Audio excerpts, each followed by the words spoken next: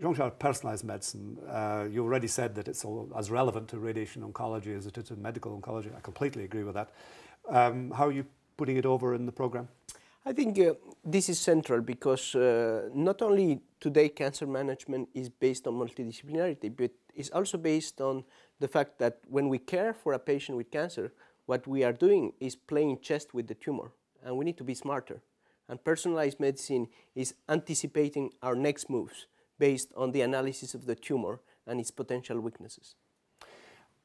I went to the ESO meeting and we filmed for eCancer there, and I was astonished by how you don't seem to know any boundaries anymore, you surgical oncologists. It used to be that you took the primary tumour out, but the sessions on metastatectomy, especially in liver, was really remarkable. I mean, you've moved the ball game a long way away from when I learned my oncology 40 years ago. Yes, I agree. It's hard to know where the boundaries are, but the more important thing is that even if we can take something out, we have to know if it's a wise decision and what can we do more. Because if we just take most of these metastases out, they will recur. So this is another reason to come to a meeting, because there you actually you take the discussion. Is this wise or not? I think we teach medical oncologists that it's worth doing surgery, but we surgeons learn when we have to do something else also. Boundaries are hard to put up today. Well, I'm delighted to hear it. Jean-Charles also, of course, wants to know the genetic makeup of those metastases, right? Correct. What are you going to do with that information? Well, I mean, this is one of the challenges of personalized medicine, is what is the relevant tissue to be analyzed? Are you going to do a biopsy on the primary tumor, or you rather go for the metastatic disease? And if so, do you go for the visceral metastasis or for just a lymph node? And we are very happy to have a great introduction on personalized medicine by the former ESMO president, Jose Baselga, trying to provide the perspectives this approach is giving, and a contra opinion trying to explain why it's not so easy to clarify whether any mutation or any amplification is a relevant oncogenic event in the way the tumor is going to behave. Sure. A couple of new tracks in your area, industry track and the oncotechnology track, Michael? Yeah, and let me first give some information also on accompanying tracks which are very important for individualized medicine, which are concerned with imaging, for example. There's a huge development there in the world of molecular imaging, and this is a great place to see what genetic testing, for example, of tumors or samples combined with molecular imaging can provide for the onco community and for our patients.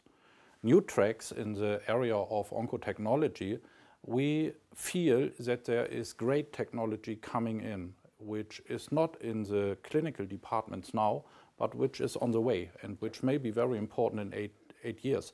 And we felt that there's not a good place so far to discuss these technologies and to see those technologies. So we bring them in. And there's a lot of convergence of imaging and therapy.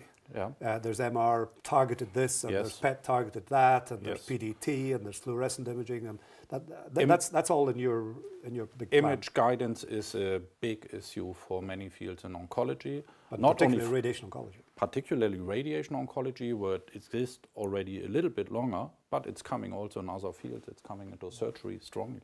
Mm-hmm. How is it coming in surgery? Image-guided operations? Is this robotic or? No, not yet robotic. I would say it's a continuation of the thinking of Sentinel node, that you can actually detect the most likable node that could have a metastatic seeding. And now with different antibodies, we're expanding this thinking. So yes, it's coming. It's used experimentally, and I think within 5 years we'll have several new areas where we'll use it. So this will be no-touch imaging? You get your genetic information without the molecular pathologist being too bothered. Less touch imaging. Less touch imaging, okay. And then also part of the oncotechnology program I noticed was nanoparticles, Jean-Charles, for you.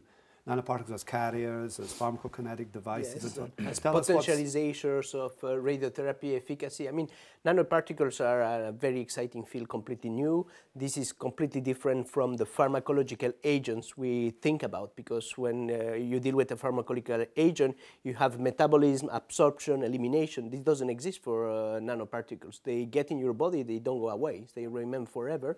So the way of thinking and how we're going to apprehend this new aspect of cancer therapy is extremely important, and I'm sure all oncologists in practice will love the sessions on nanoparticles. Sure.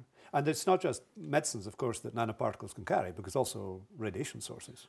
Yes, And you've been doing this for a long time. It's just that it's never been given a sexy title like nanotechnology. Well, I think the technology development has changed quite a lot. So I think it's okay to give a new name to it. Some of the principles have been there before, yes. Yeah. In brachytherapy. Yeah. Sure.